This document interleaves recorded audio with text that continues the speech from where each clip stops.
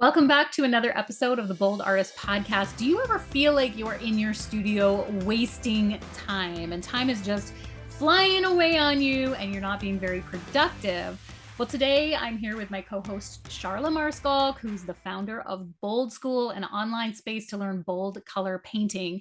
And we're going to be talking about artists and productivity and ways that we can harness our most energetic selves and apply it into the studio to get more done and to stop wasting time. So to start it all off, I just want to share a little bit of the backstory because this conversation all got started when I was telling Charla about a recent podcast that I've just discovered. Even though apparently it has millions of followers and listeners, it's new to me, and it's called the Huberman Lab Podcast, where the host of the show is a neurobiology and ophthalmology professor who teaches and shares about all kinds of fascinating things about the human brain, creativity, how we function, our work, our life, really. He just unpacks a whole lot of knowledge in these very in-depth shows. And so I do recommend it if you have an interest in like jumping into some really deep talk about how our brains and creativity work. But in a nutshell, I'll tell you a few quick things that I learned. And it just really has to do with how our brain and productivity work at different times of the day. And Charla and I got talking about our productivity and how our days have these ebbs and flows of energy based on what we've eaten and whether we're on caffeine, whether we got good sleep.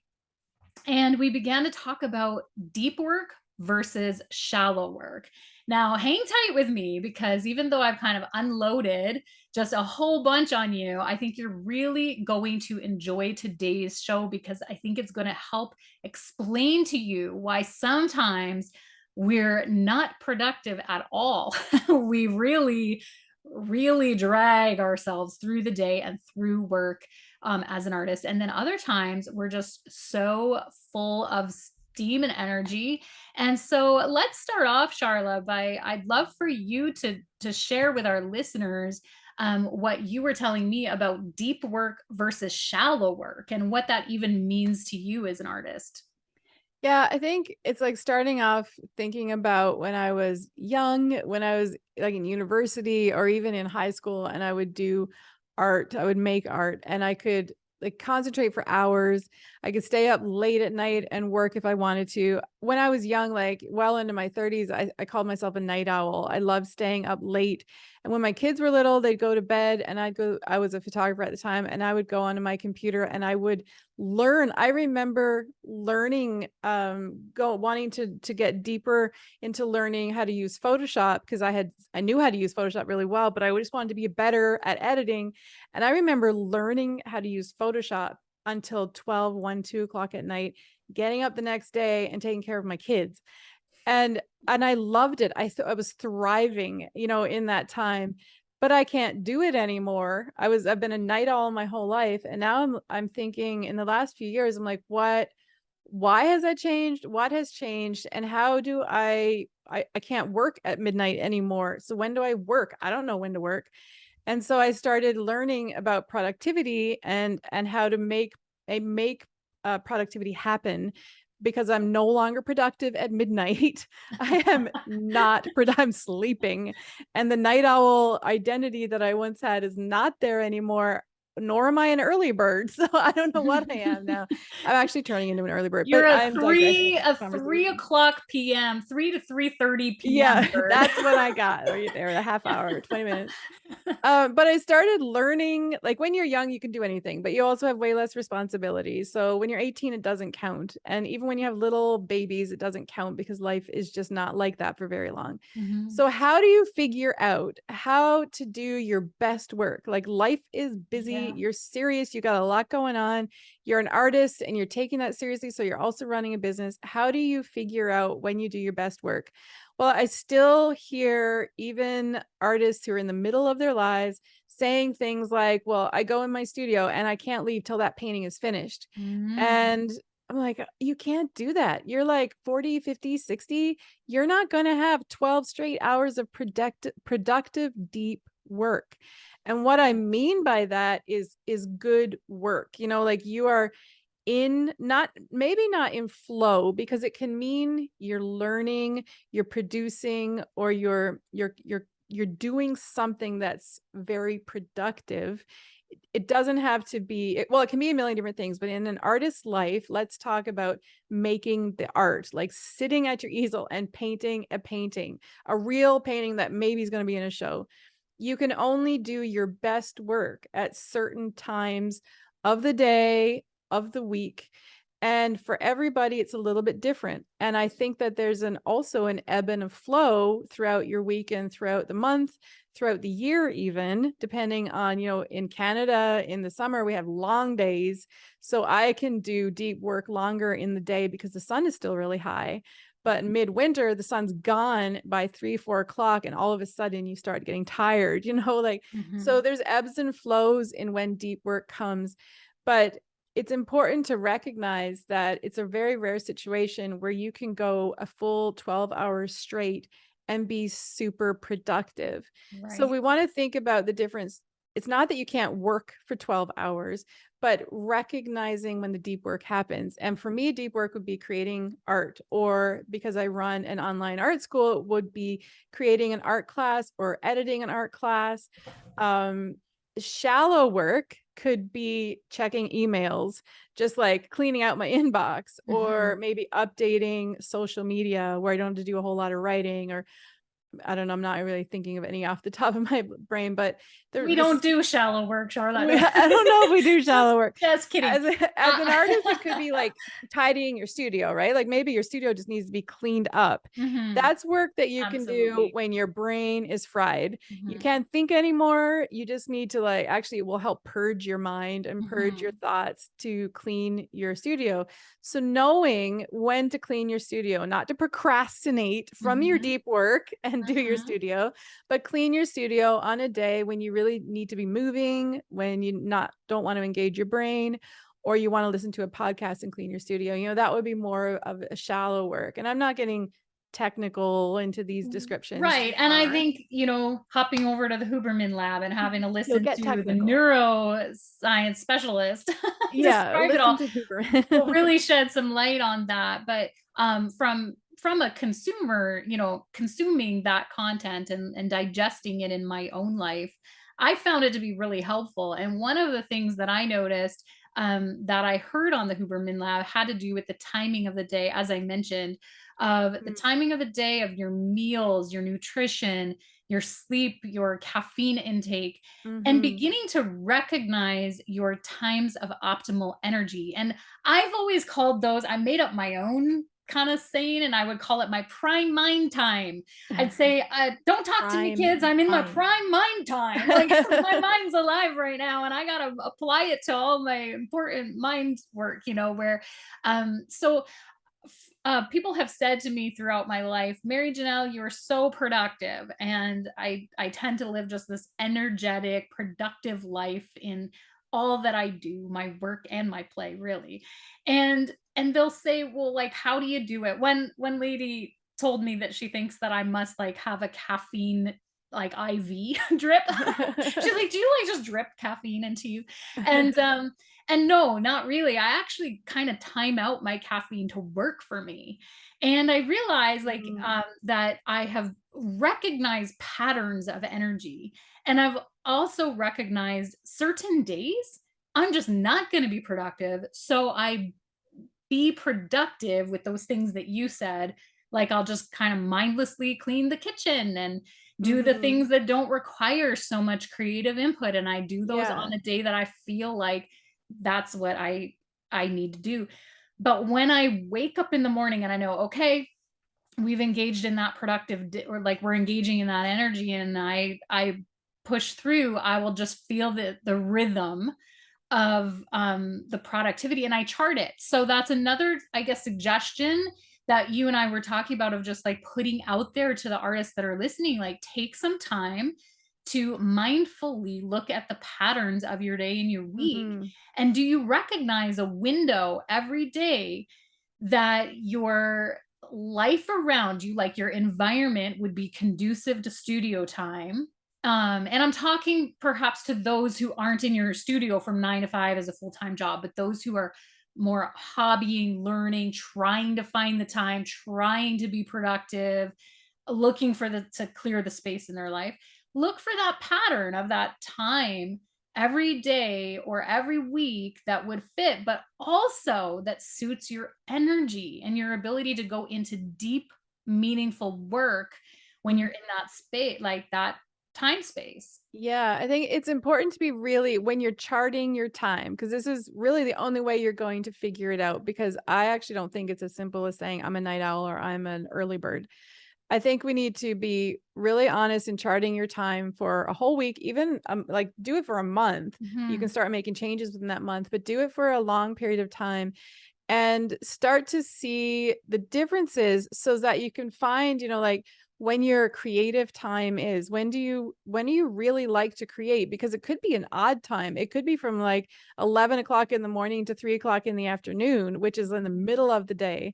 And it could only be in the middle of the week. Or maybe it's only Saturdays for certain different reasons, and find out when your creative time is. Mm. When you're super revved up and energetic, you might think that's a great time to work, but actually it's going to be really hard to sit still and go into your mind. An energetic time of day is when you probably should go for a walk, take your dog out, go for a bike, go to the gym, exercise, have that to be your active time of day. I Mhm. used to think that if I was energetic, I should work, but too much Mhm. energy at your desk is going to probably cause you to crash or just get too overwhelmed with all the things Well, you need. actually, on the Huberman Lab podcast, I think it was about episode number 8, he spoke of studies showing that our creative work comes out best when we are just slightly sleepy. So not like yawning and exhausted and ready for bed, sleepy, but just that time of day where you're just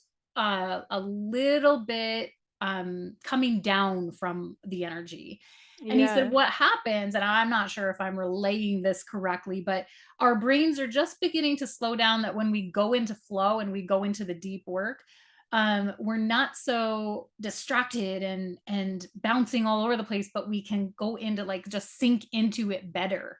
So Yeah. yeah, so he was saying that he finds like he has a window of time in late afternoon that he can go into some of his best creative writing, because he's just calm enough, he's got a lot of productivity behind him already in the day, and he's just at that spot where he could create a write. Now I was interested in that because I have also been doing a lot of studies and writing, but I was trying to do it first thing when I wake up. It's when the house is quietest. I can have that cup of coffee. My cat climbs all over me and is totally a distraction.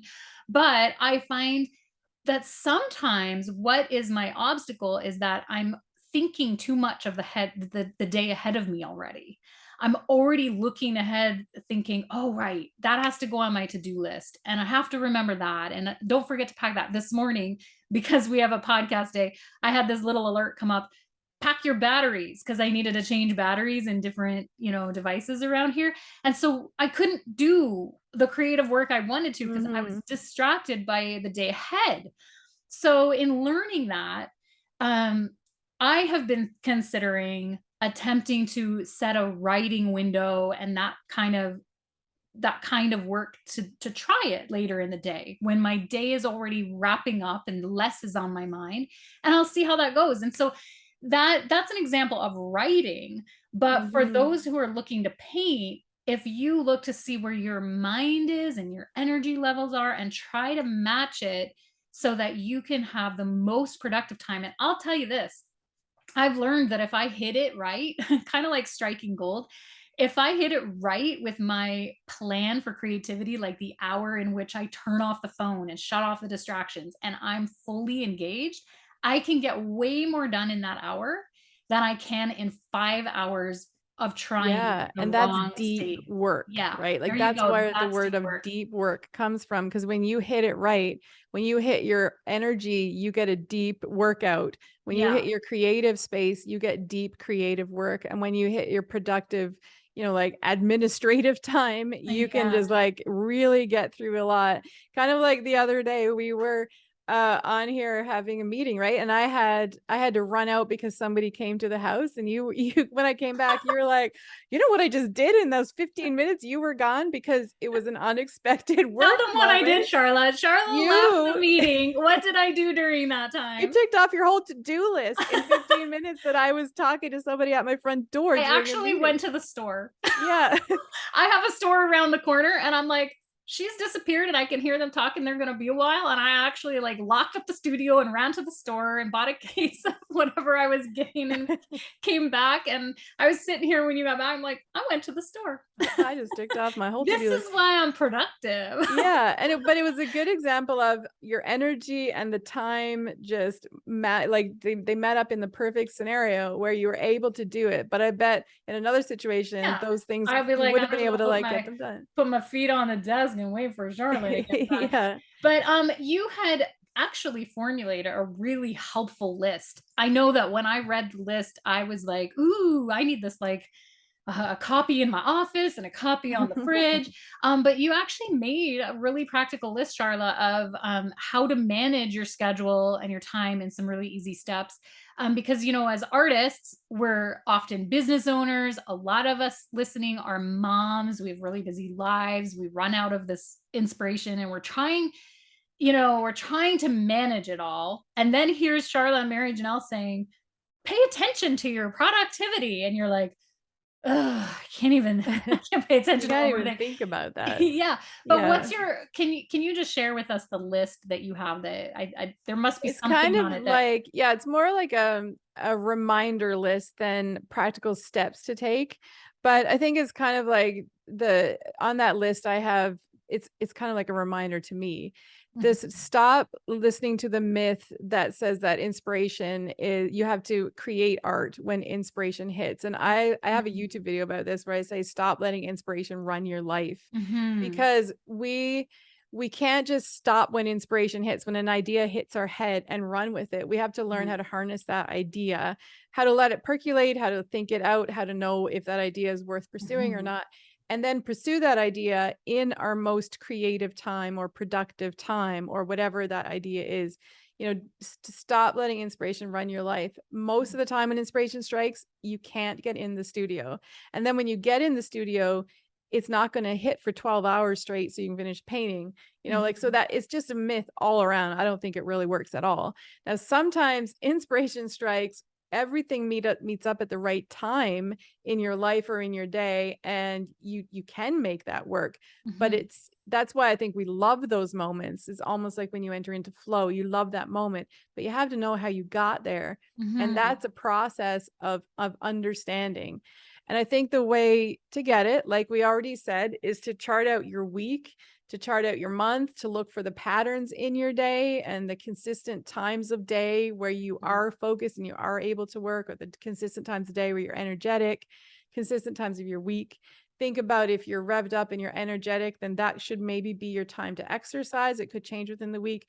Are you feeling sleepy? Like I've been starting to get up early in the morning, which I've never done before in my life, but this past year or two, I've been pushing myself to get up earlier, and it's working. And I find I'm really reflective at that time of day. I'm tired. I'm not very energetic. I am not going to the gym when I get up at 5:30 in the morning. It's just not where I'm at. So it's a good time to be reflective, to write, to journal, to spend my time with God, all of those types of things, you know. And so as you chart your week and your patterns, you'll kind of see all of those things. In the meantime, you got to make sure that you're eating and you're sleeping. Recognize your kids need you, your spouse needs you, your friends need you, and you need them. So you've got to make time for them and figure out when is the right time to do that, so that you're ready when inspiration calls. Right? You know when it's going to call, and you're ready when it does. I know I'm what am I doing? I'm contradicting myself to some degree, but not really. Yeah. Be ready for inspiration, but don't let inspiration run your life. Yes. So you're ready when it strikes, but don't let it run your life. A big one is to stock your studio so that when you're ready, when your creative time hits, you can go into the studio and you're ready to actually work. Because the worst thing you can do is when you have certain creative blocks in your week where everything is just falling into place to create, and you get in there and you don't have the brush or the paint or the canvas, or in other scenarios with your business or life, it's just like exercising. If you don't have your runners, sneakers, you can't exercise. So be ready so that you can work within these blocks of time and get the most out of them. And then one of the things I learned recently, I think I do this in my life, and then I listened to a podcast by Craig Rochelle, who talks a lot about leadership, and this really validated some of the things that I've taken on in my life. And he talked about allow your brain to be challenged in new ways outside of your main thing. So you're an artist, if you're an artist full time, or if you run a business or whatever it is that you do, allow yourself to be challenged outside of that. Do something different because it grows different pathways into your brain. It challenges you in new ways. For instance, and I think it's probably one of the easiest things to do is to talk about exercise. If you learn something new. So for me, I was learning archery. I took up archery last year. And it starts teaching you things about life, right? Teaching you how to learn new skills in new ways, the perseverance that it creates. Maybe if I want to really be a good archer, I actually need to start working out to build muscles so that I can hold the bow and pull it back. There's so many things then that you get excited about and you get challenged about, and you can even use as analogies in your art world and in your art life. But it grows you and makes you more of a deep person with deep thoughts and things to talk about outside of your one main practice. So it just creates a new space for you to create in, and it helps you. It's because we can't work 12-hour days on one thing and one thing only. We need to be able to fill our time with the right things. So challenge yourself in these new ways so that you can fill these other blocks and not just go sit in front of the TV and watch Netflix, because that's what I do a lot when I don't know what to do with my time or my energy.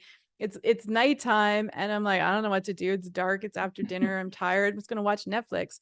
Well, there's probably a lot of things I can do in that time that would be much better served. So looking at how I can challenge myself in other ways really helps my productivity in other areas of life. I look forward to those things, so I want to get my work done, or vice versa.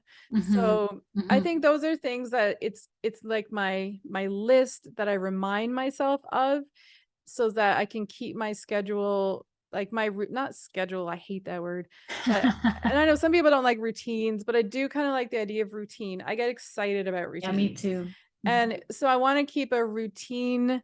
My routines change throughout the year, but I want to keep my routine fresh and actually happening, because my routine can quickly become Netflix and sleeping in and then getting depressed because I'm not doing the things I want to do, and I don't like that routine. Yeah. So And this list helps me keep it fresh. And I think that in listening to you and you sharing the list, I'm reminded of purpose again, and just knowing our purpose really helps us to prioritize our time, and it helps us to stop wasting time. Yeah. So, I mean, not only are we charting our energy and paying attention to what I call my prime mind times, where I can put, the most into my deep work, but we're also knowing our purpose. And that's something that we talk a lot about here at Bold School, and something that we really share about inside of our Bold School community. We have a Find Your Why workshop that helps artists to find purpose and direction. And almost, I'm going to say, in every single class and in every single resource that Bold School offers, it's all about message. It's all about purpose. It's all about helping you find your why as an artist. And in this talk today, sharing about our artist productivity system, a little bit about our schedule, about helping to chart our weeks and our energy flow. It really is to help you find your why and to stay on point, on message, and get the most done in our lifetimes. So we thank you for joining us here on the Bold Artist Podcast and for sharing your time with us. We hope that you're inspired, that you feel productive, that we've offered you some really good tips on starting to manage and schedule your time. You can find us on boldschool.com. Please sign up for our newsletter, get on board getting our updates, and check us out on Instagram, Bold School Inc. And of course, you can listen on all audio apps, including Spotify, and on YouTube, the Bold School channel. Until next time, keep creating.